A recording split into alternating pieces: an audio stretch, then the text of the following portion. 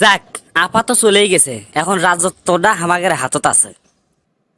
17 বছর ধরে চান্দাবাজি, ধান্দাবাজি, দখলদারি কোনো কিছু করবে পাইনি।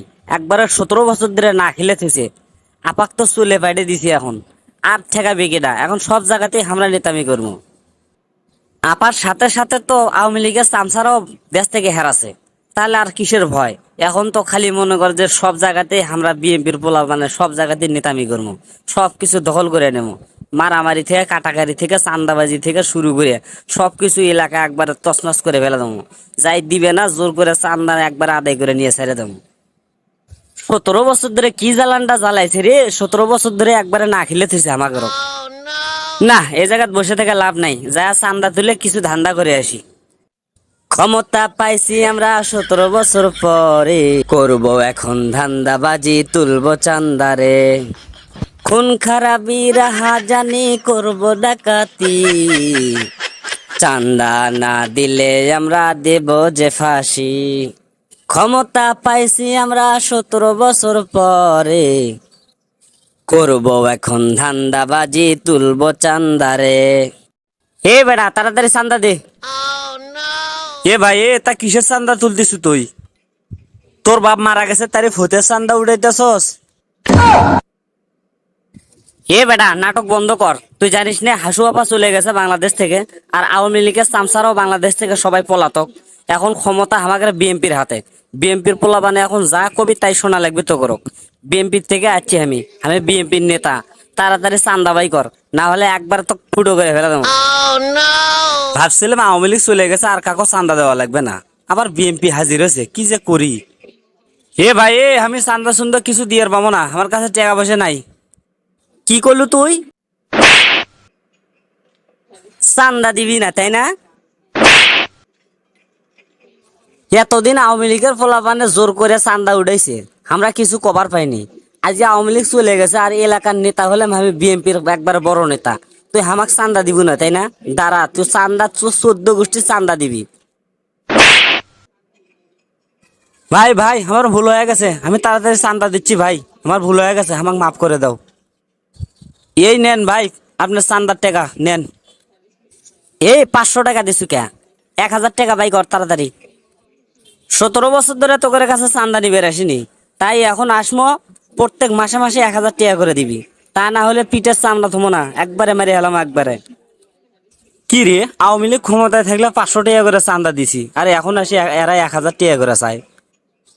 তাহলে তো আওয়ামী লীগ ক্ষমতা থাকা অবস্থায় ভালো আছিলেন। এই শালা, কি বিড় বিড় করতেছো? টাকা দিবি না একবার ফুটো করে ফেলামো? নেন ভাই, এই যে 1000 টাকাই দিলাম, নেন। যাক, প্রথম দোকানে 1000 টাকা চান্দা বাঁচি আজকে। এভাবে চান্দা তুললে তো তাড়াতাড়ি বড় লোক হয়ে যাবো।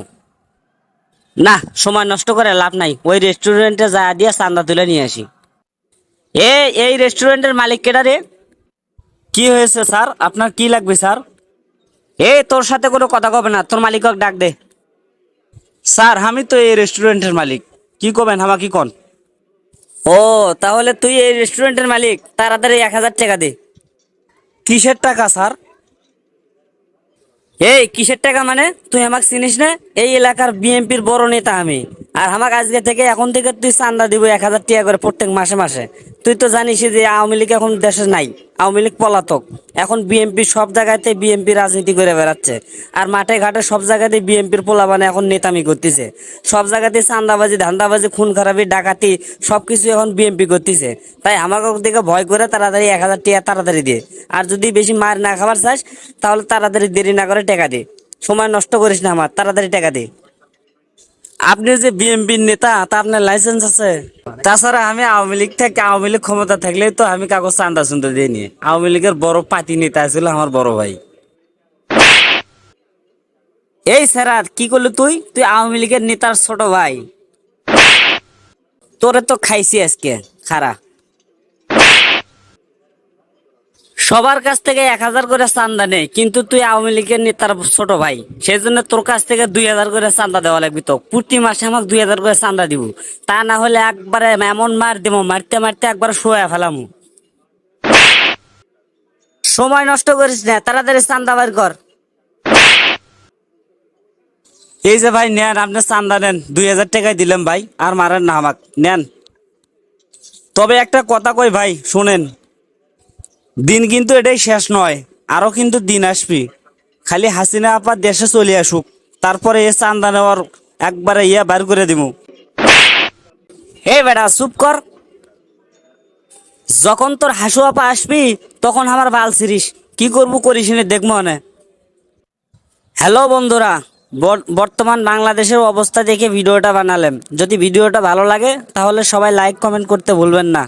আর এরকম আরো মজার মজার ভিডিও পেতে আমাদের উত্তরবঙ্গের আড্ডা চ্যানেলটি সাবস্ক্রাইব করে এবং পাশে থাকা বেল বাটনটি চেপে রাখুন।